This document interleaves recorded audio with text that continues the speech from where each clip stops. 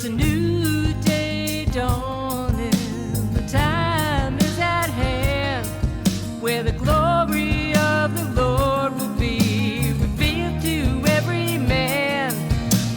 Open the door, open the door, open the door, and let the King of Glory in. Open the door.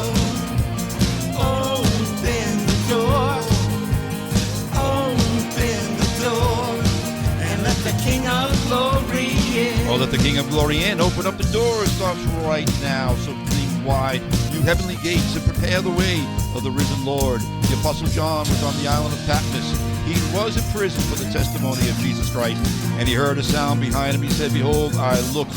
There was a door standing open in heaven, and I heard a voice which was like a trumpet speaking with me, saying, come up here.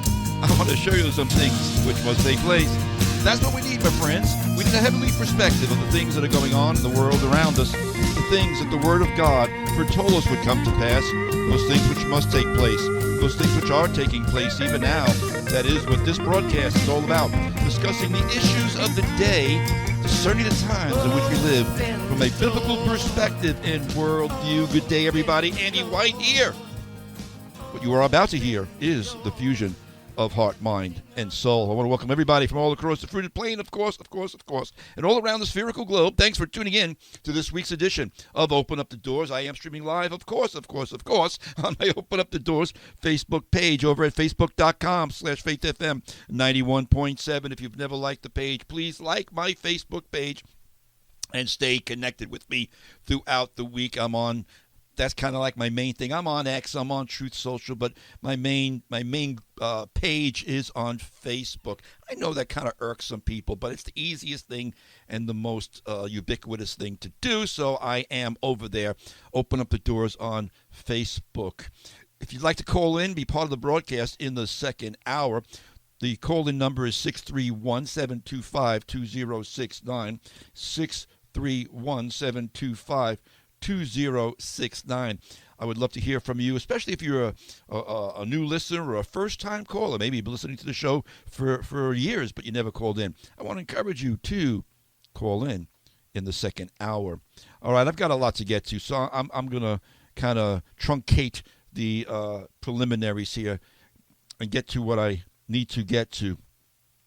I haven't done an Erdogan, president of Turkey, Recep Tayyip Erdogan. I haven't done an Erdogan Turkey update in a while, and it's really, really very past due. But I also want to discuss something today that is largely flying under the radar, but its importance cannot and should not be underestimated, my friends. And that is the deepening cooperation between Turkey and Syria. And let me say this also honestly, to what may be to the dismay of many. Donald Trump is helping to facilitate, among other things, that Turkey-Syria nexus. I'll get into that in a bit. But without question, that is something that Erdogan himself has been developing and massaging for quite some time. But Erdogan, as I've said so often, in his crafty and cunning manner, is now leveraging his influence with Trump to expedite and further his own agenda. And he has an agenda that I've talked about many, many times over the past 12 years. But again, here's why this matters and why it deserves our attention. The Turkey-Syria nexus that is developing and unfolding is a major key to the future unlocking of Daniel's final 70th week. Now, many try to ignore or dismiss Turkey's relevance, which is an egregious mistake, trust me. Because even now, many secular, worldly secular geopolitical analysts and commentators are looking at what's going on within the Turkish government and Erdogan's statements and rhetoric, and they are beginning to refer to Turkey as, quote, the next Iran. And it's a funny thing that they should do that, quite honestly, because they're not associating their analysis with Bible prophecy. But we do know that Turkey and Iran are destined. They are prophetically destined to be the two major Axis powers of the coming Magog Confederacy.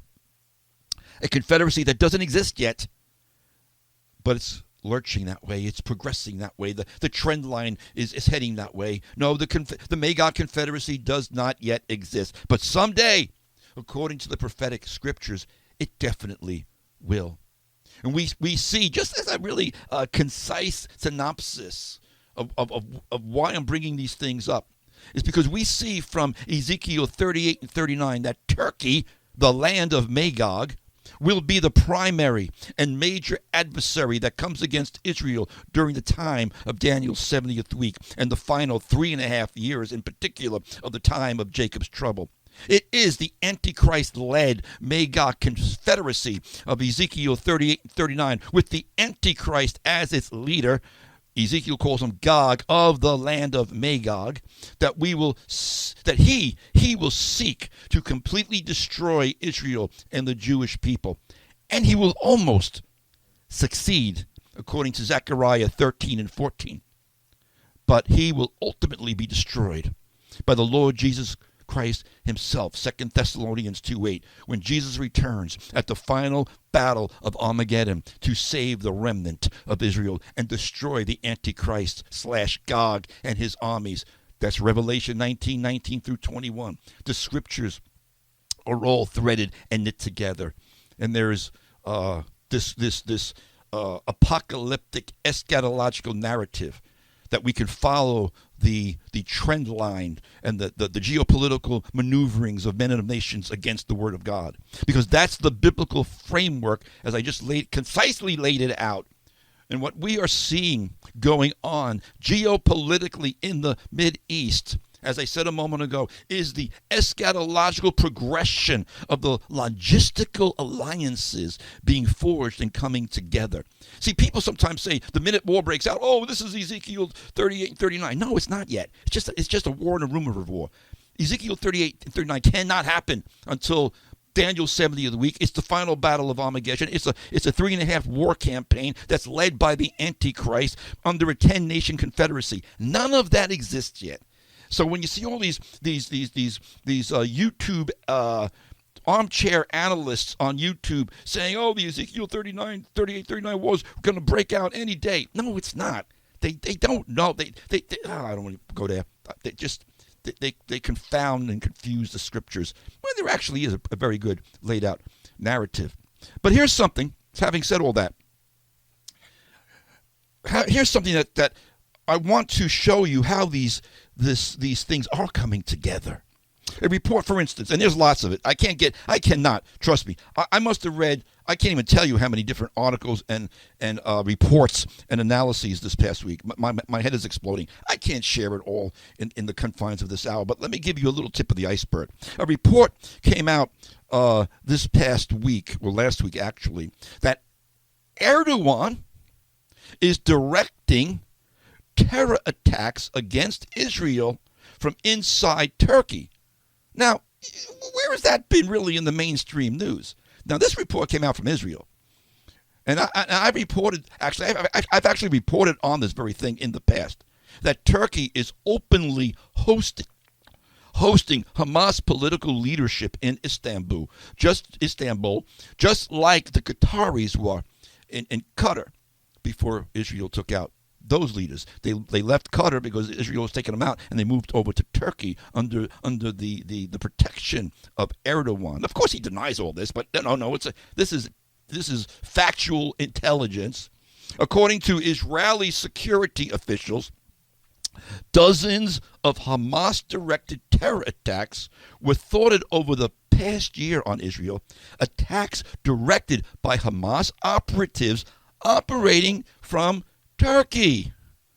According to Shin Bet, which is the Israeli security agency, the investigations that they produced highlighted Hamas's continued efforts to direct and finance terrorist activity in Judea and Samaria from abroad, with Turkey serving as a key operational base for several senior Hamas operatives. Israel's Shin Bet and IDF are directly pointing their finger at Recep Tayyip Erdogan. These operatives continue to plan and act. These Hamas operatives, these leaders, continue to plan and act without any interference from the Turkish government, exactly as they did from the Qatari government.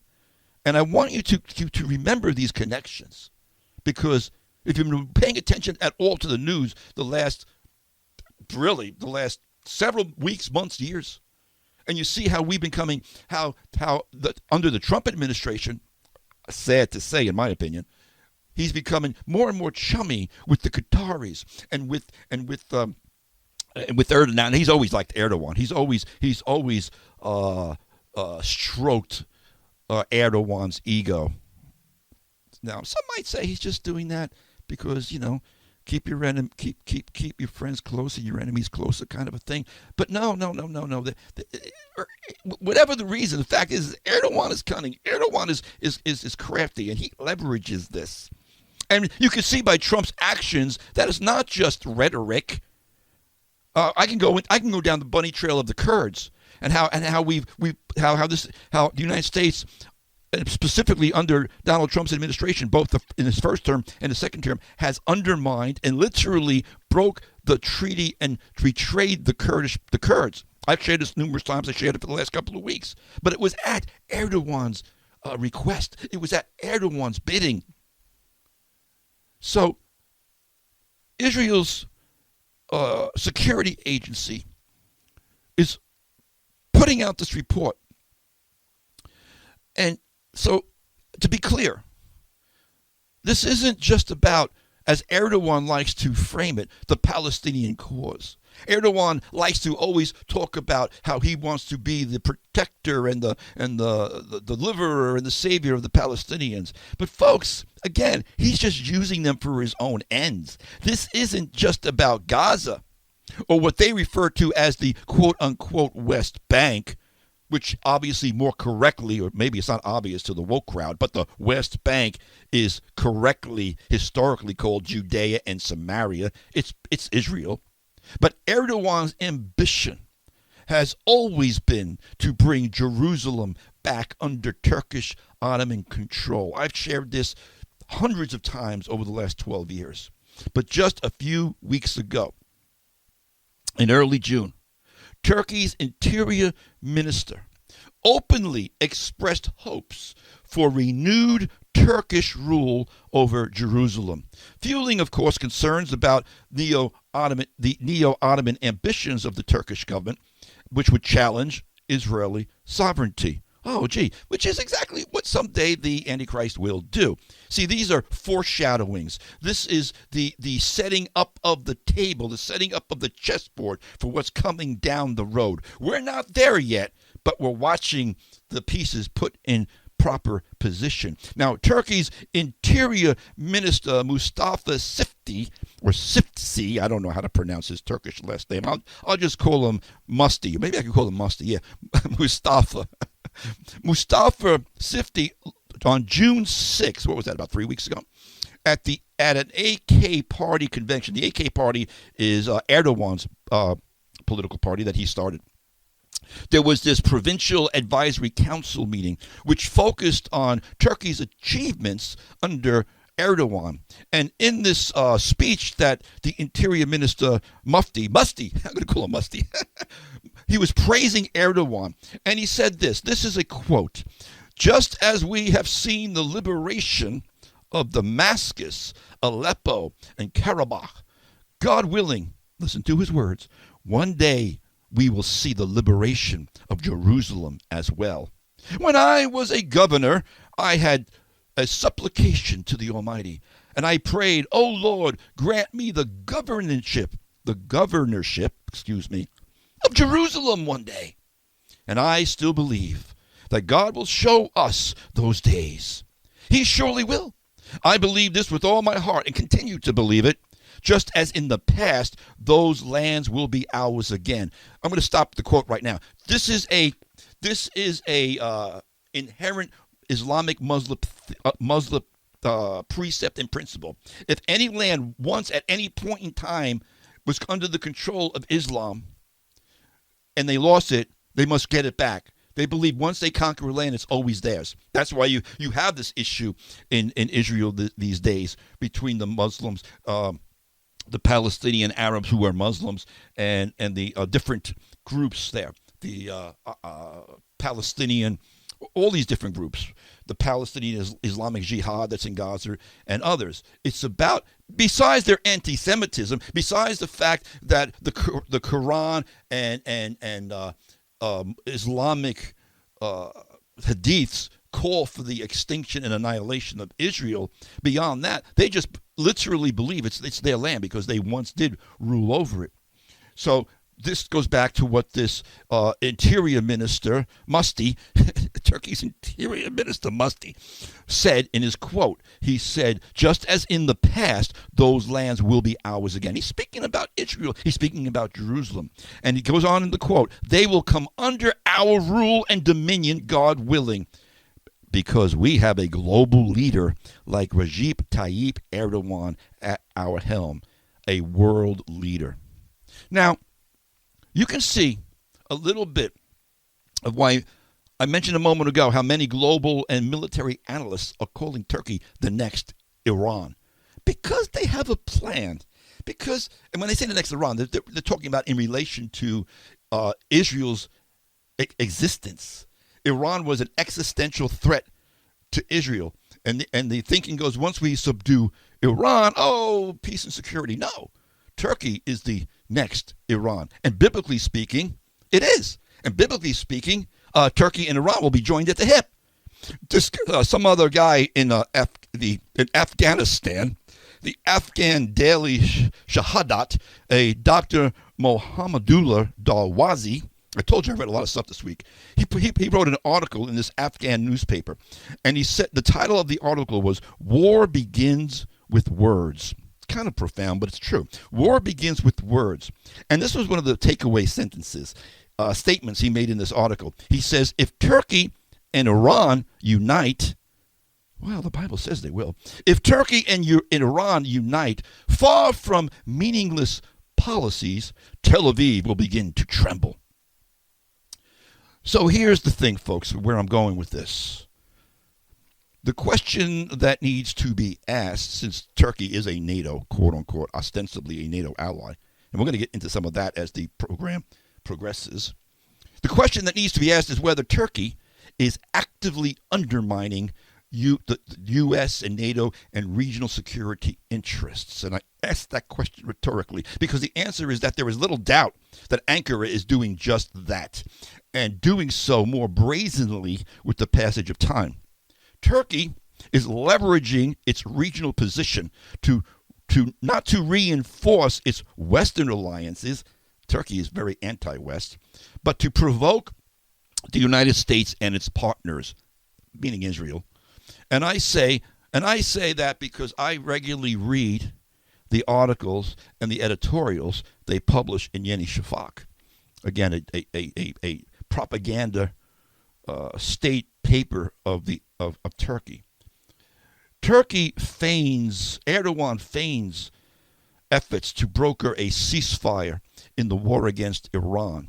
Not because Turkey generally desires to usher in regional peace, but because a weakened Iranian regime will serve Ankara's ambition to emerge as a regional hegemony.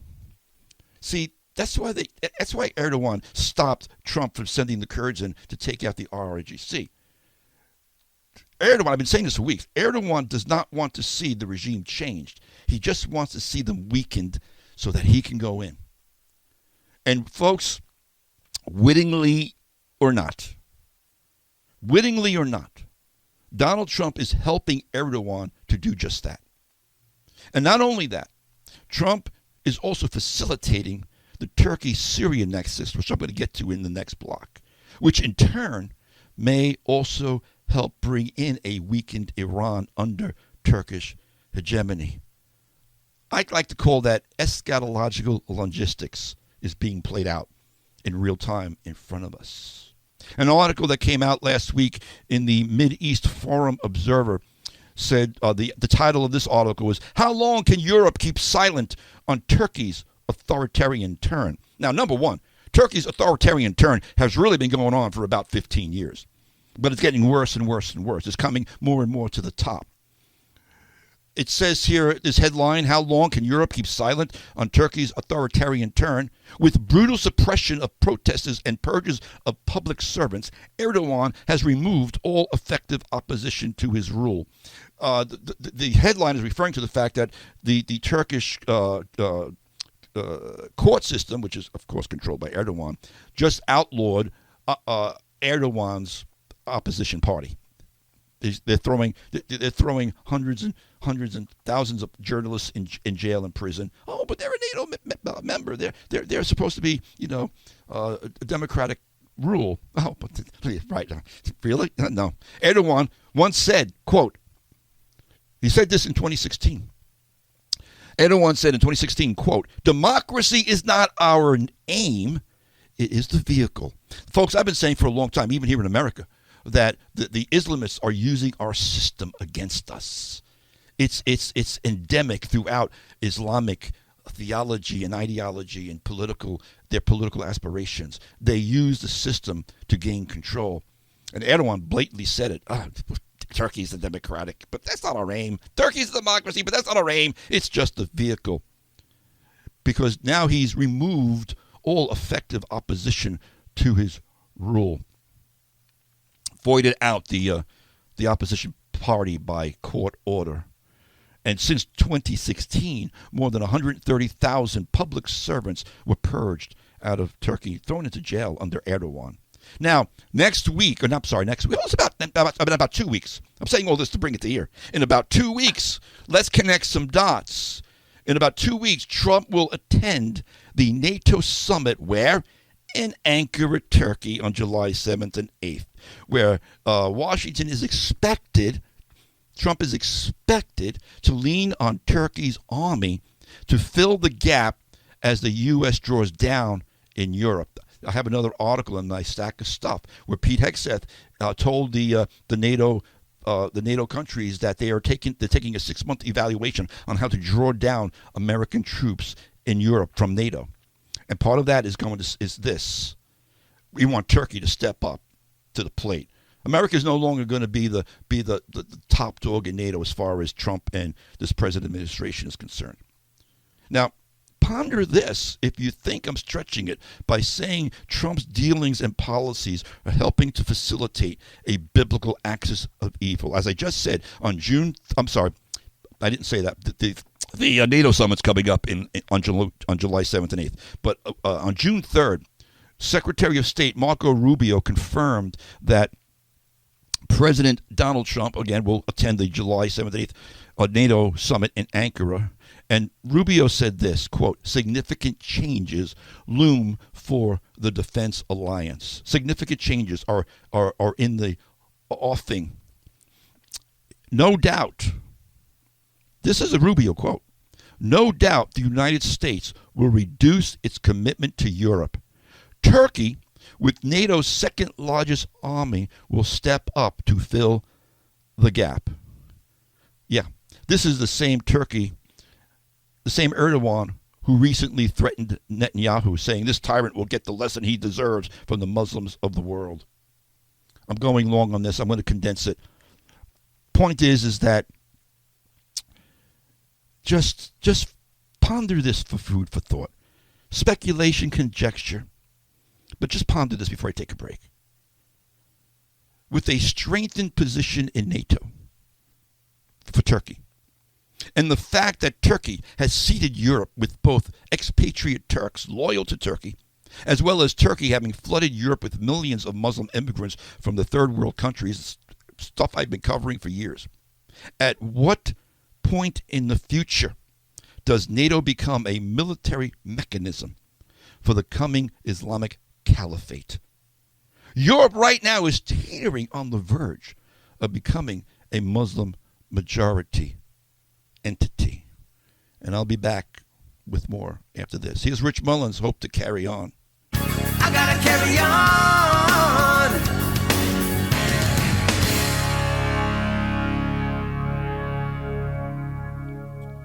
And that was Rich Mullins' Hope to Carry On. Welcome back. Andy White here on the radio, tearing down strongholds. Almost missed my cue because I was talking off air. You're listening to Open Up the Doors, Integrity and Broadcasting here on Faith FM, WEGB 90.7 and 93.3 in that peak, 91.7 in Quag. And I want to get right on to what I'm talking about. I just want to move along here. I want to read something out of what was in Yeni Shafak last week. I got a whole nother article. I might read it in the second hour, but they kind of go hand in hand. But this was an editorial in Yeni Shafak from last week. Now, again, for those who might not know, this is a major Turkish newspaper. It is really a propaganda piece for Erdogan. Now, the person who wrote this particular editorial, and it's a long editorial. I'm only going to read a couple of paragraphs of it. But the person who wrote this editorial, Ibrahim Koragul, he has been writing for Yeni Shafak for years. He is like, you want to talk about a megalomaniacal Islamist Erdogan sycophant, it's Ibrahim Koragul. But let me just read a few paragraphs, just a few, again, the tip of the iceberg, of what he wrote in the editorial of Yeni Shafak just last week, and show you how it's coming together in biblical narratives. Quote from the editorial: there is a vast awakening led by Turkey, involving the great states and great nations of the region, stretching from East Africa to the borders of India. I wonder what that would be, the nations of the Magog Confederacy. There is a rise of power that moves with the legacy of great empires and states, and that is changing the power mathematics of the 21st century. The quote-unquote owners of the geography, now you got to understand about Turkish thought, they absolutely believe that they are the owners of the geography of the Mideast. They want to reconstitute the Ottoman Empire. This has been Erdogan's goal his entire life. So Koragul writes, the owners of the geography, meaning Turkey, are rising for the first time since World War I, changing the center of the earth, taking the flow of history behind them as Europe enters a period of decline, and weaving a great geographical design thread by thread. There is also a vast awakening led by Turkey, involving the great states and great nations of the region. I just read that. I'm sorry. I doubled up on the.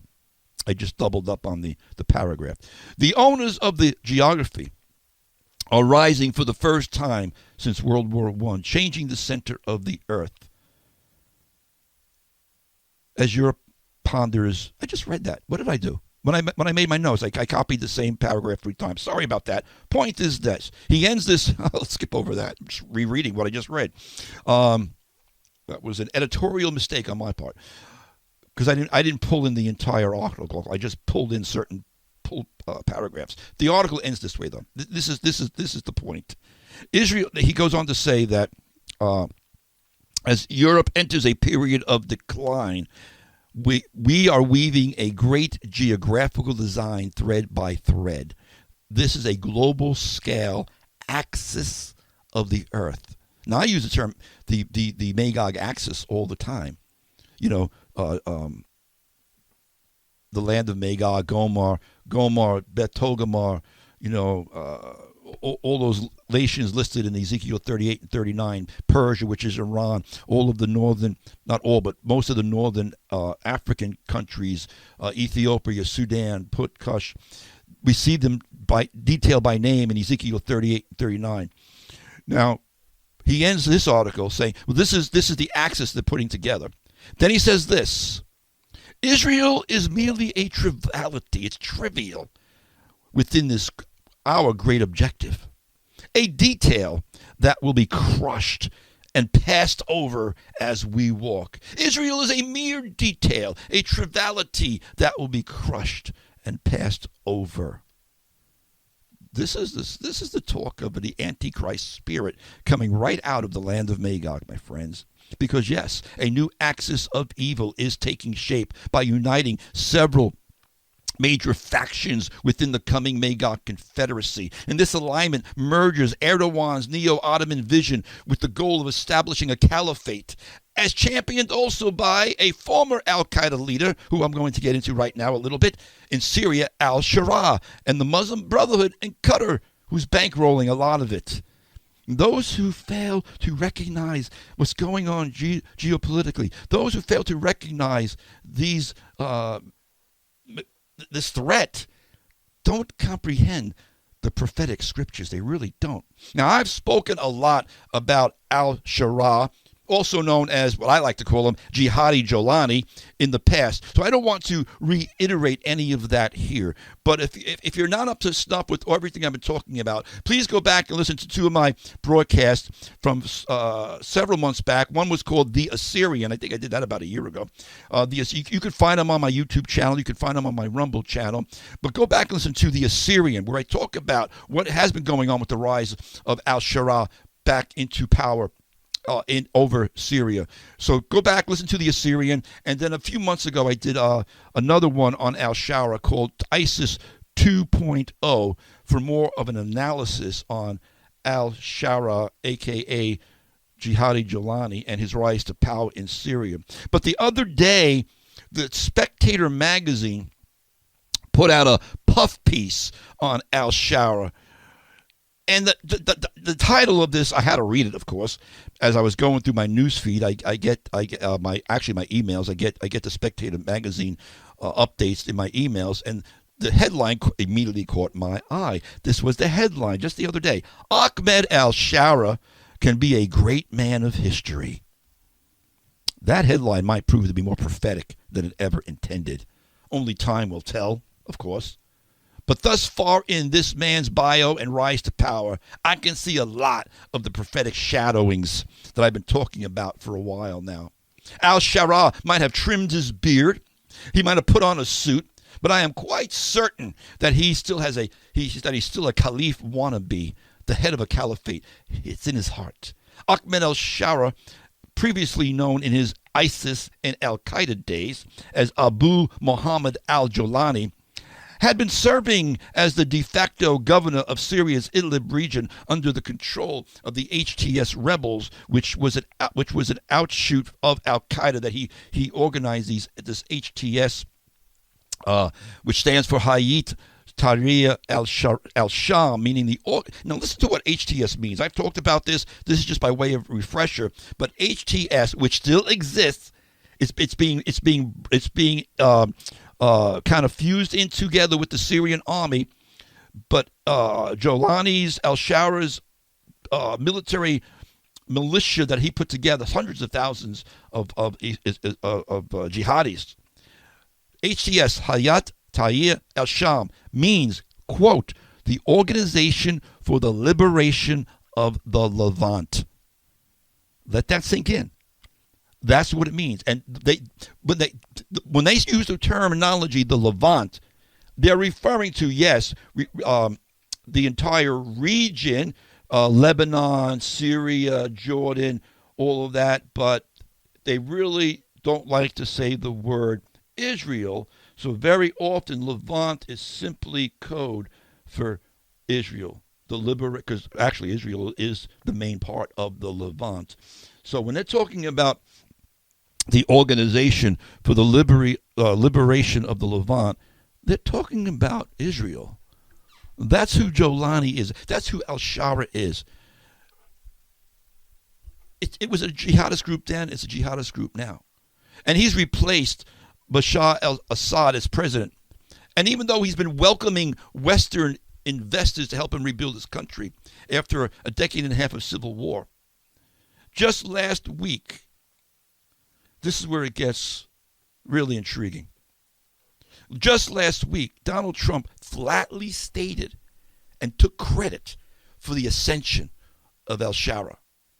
Now, I think Trump is being definitely egotistical and overestimating what he did, but that's Trump. But the point is this: he's taking credit for the ascension of Jihadi Jolani into being Syria's president. And he said of Jihadi Jolani, he said of him, this is a quote from Donald Trump just last week, the president of Syria, who I essentially put there, is doing a phenomenal job. When I heard that, folks, my head exploded because that's insanity. It's like, Donald, that's inexplicable nonsense. You know better than that. You praise al-Shara by saying, quote, that he has pulled the country together very quickly. He's very capable, and he's very good for me. A leopard cannot change its spots, my friends. And Trump said, speaking of al-Shara, he's protected everything I've asked for? What? With all due respect, Mr. President, what are you talking about? He's protected? Have you not seen the slaughter of the Christians and the Yazidis and the Druze that's been going on for the past 2.5 years? That has continued to go on under al-Shara's government? How could you possibly be saying these ridiculous, demonstrably false statements? Since the fall of the Assad government and the subsequent political transition, Christian organizations and religious freedom monitors have reported ongoing attacks by extremist groups, the jihadists, the HTS groups that are under Jolani's jurisdiction. And they fear future Islamist persecution. Post-Assad Syria remains unstable. It's not stable, Mr. President. Recent reports from the UN, not that I trust them, but even they agree. Recent reports from the UN and religious freedom organizations indicate that minority protection remains one of the major unresolved issues in Syria's transition. But outside of that, Jihadi Jolani is doing a heck of a job. He's good for me. I don't understand why he's making these insane statements. Got to check my time here. Turkey's now. I'm calling this broadcast a Turkish Syrian affair, by the way, because I do believe Syria is a linchpin to bring Turkey and Iran closer together. At the end of the day, not to mention the fact that go back and listen to my broadcast called The Assyrian, and you'll see how to connect dots. But following the collapse of the Assad regime, Turkish intelligence officials were the first to visit al-Shara. They were the first to go and accept him because Erdogan had been raising him up beforehand. Turkey was the very first nation to reopen its embassy in Syria.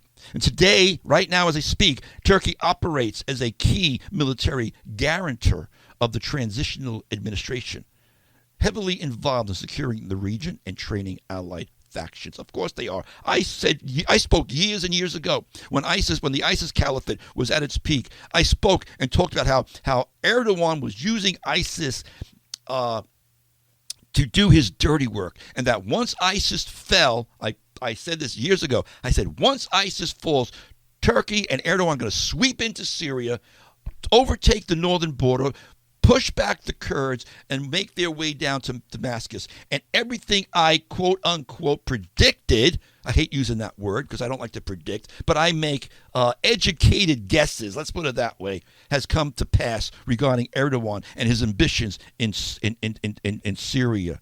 Because it's part of the ancient Assyrian Empire, which eventually became the Ottoman Empire, that he wants to reconstitute. And Erdogan has publicly pledged the total cooperation of Turkish state institutions towards Syrian reconstruction. Ankara hopes to secure large-scale economic contracts for Turkish and Qatari firms to assist with rebuilding. Now, folks, who has Donald Trump been almost inordinately chumming up to the last couple of years? Qatar, Turkey, and Syria. Why has he placed Steve Witkoff and Jared Kushner, who are businessmen, not political? He's made them political envoys, but they were not, diplomats. Trump has placed Steve Witkoff and Jared Kushner as his chief envoys to the Middle East. Why do you think that might be? Folks, we just need to be honest and connect some dots, as uncomfortable as it may be. And I'm saying this as a Trump supporter. It's not about ideology with these folks. It's not about ideology. It's about economy. It's about all the money that can be made in construction and the rebuilding in both Syria and in Gaza. And we've already seen them talk about that in the past. But here's where it gets really hurtful. Because having said all that, another very troubling development in what I would deem Trump's very strange comments concerning Lebanon and Hezbollah. Last week, Donald Trump sitting right next to the Emir of Qatar, Sheikh Tamim bin Hamad Al Thani. Trump said this, quote, "If Israel can't do the job," speaking of Hezbollah in Lebanon, "if Israel can't do the job without killing everyone else, Syria should do the job." That's like a stab in the heart to the Israelis. Because it's almost like giving into what all the anti-Semites have been accusing Israel of doing, of indiscriminate, disproportionate, indiscriminate retaliations. Trump's playing right into the anti-Semites with these statements. Trump told Fox News he's disappointed Israel's not been able to finish off Hezbollah. Well, I would remind the president that I'm disappointed that you can't seem to finish off the Iranian regime. He said regarding Israel, they can't do anything without knocking buildings down. Again, an absurd statement. He knows what they're fighting. He knows about the tunnels underneath the buildings. He knows how Hamas and Hezbollah embed themselves in the civilian population. He knows how Israel is the only nation in the world that gives them a heads up and tells the civilians to evacuate. They drop flyers from airplanes. They send out warnings. I mean, they tell the enemy, they tell Hamas, Hezbollah, we're coming in, we're going to blow up this building so that they don't kill innocent civilians. They're the only country in the world that does that. But everyone seems to forget about that. So Trump goes on to say, I suggested to Israel to let Syria take care of Hezbollah because, to be honest with you, I think they do a better job of doing it. It's inexplicable. It just makes me want to shake my head. I got to cut this short here.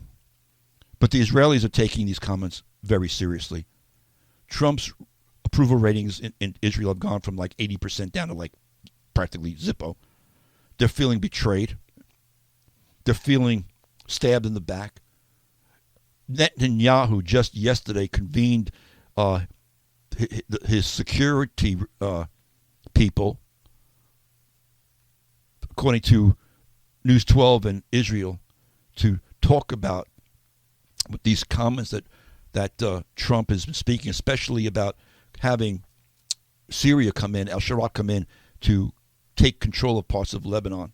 Sharat says he's not going to do that, but actually there's intelligence saying that he's actually been trying to take and occupy parts of Lebanon. So they're taking these things very seriously, and I'm watching them very seriously. And we've got to keep an eye on these things. I'm gonna take a break. I'm running out of time in this first hour, and I need to button some things up. So let me do this. I'm going to dump this song. I'm going to dump a song. Was going to play a song, but I'm going to dump that, and now I'm just going to do some of the just some of the clips that we need to play here. Take a little breather.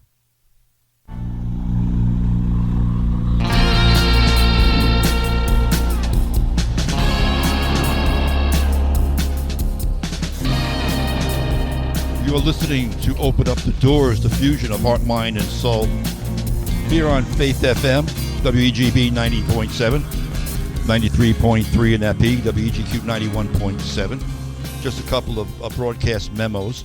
The first hour of this broadcast re-airs today at 3 p.m. on Thursday, and it will re-air again on Saturday at 1 p.m.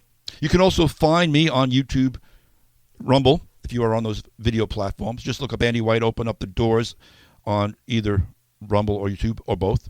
And please follow me there. Please subscribe to me over there. I'm also on X, the X platform. You can look me up if you happen to be on X at AJ White 777. That's my X handle, AJ White 777. If you're on the Truth Social platform, I'm just at AJ White. On Truth Social, I also have a Open Up the Doors group page as well.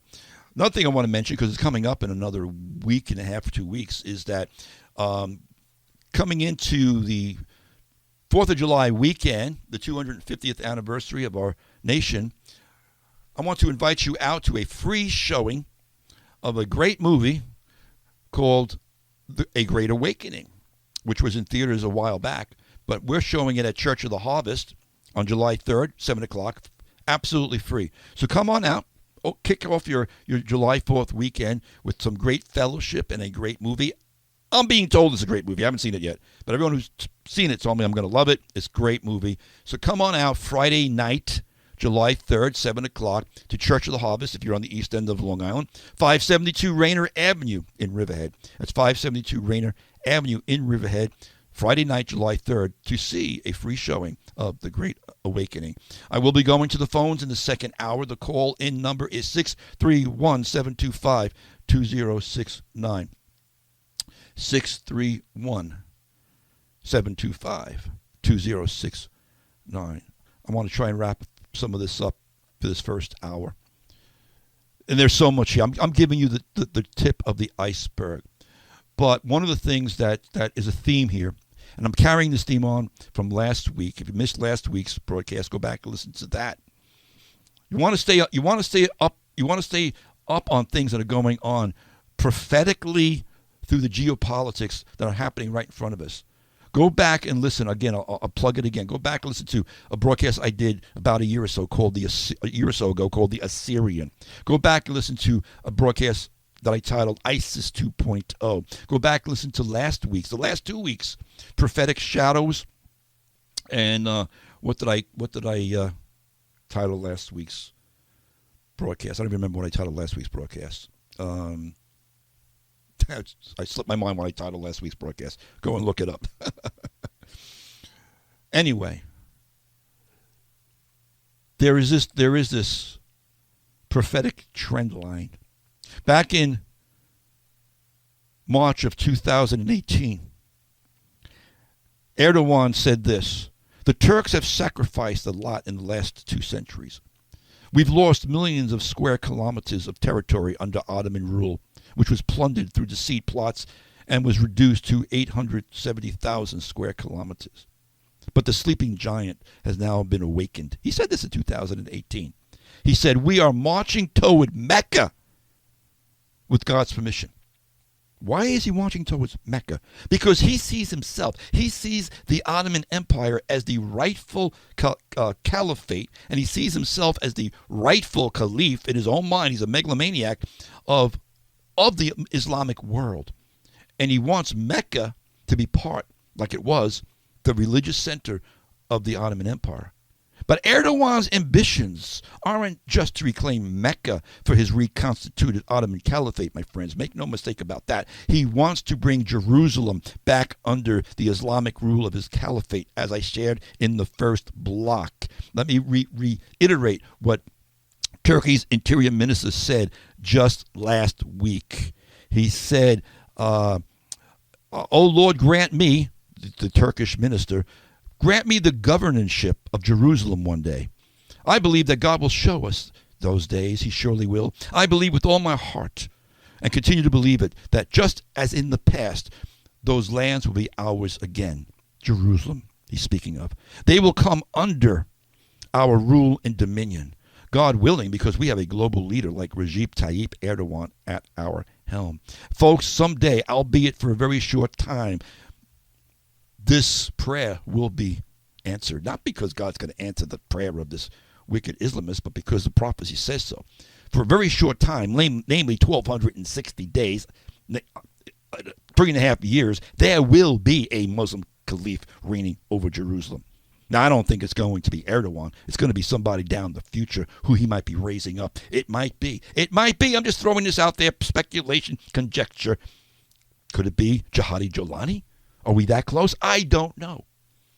But folks, this is not just simply a Christian eschatological concept. It's in the Jewish writings as well. I came across a quote the other day from the Jewish writing called the Targum Jonathan. It's a Jewish commentary that dates back to the 1st and 2nd centuries. Listen to what this Jewish rabbi commenting said. He said, "Behold, a king shall go up from the land of Magog at the end of days. He shall assemble kings, and all the nations shall obey him. They shall array for battle in the land of Israel." That's Ezekiel 38 and 39. "But the Lord shall be ready for them.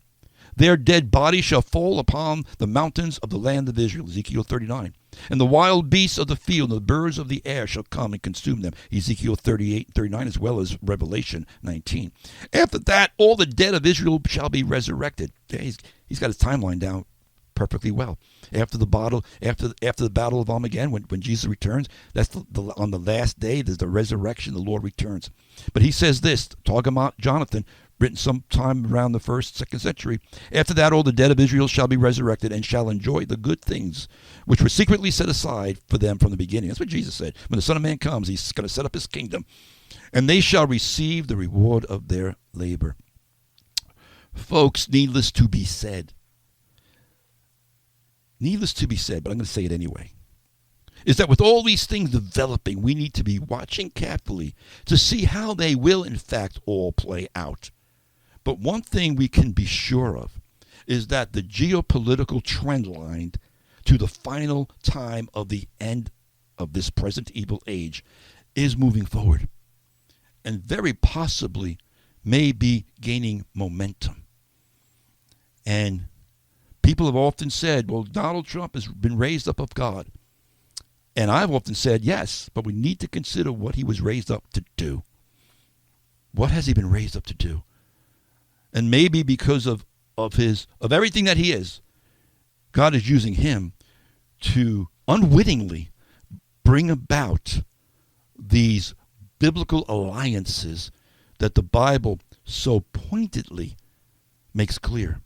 Because that's what he's doing, whether he realizes it or not. All right, I'm done for this first hour. I'm out of time. But in the meantime, watch, stand fast in the faith. Be brave, be strong, and let all that you do be done in love. And keep it right here on Faith FM. And I'll be back after the news to take your phone calls. God bless everybody. Keep it right here on Faith FM.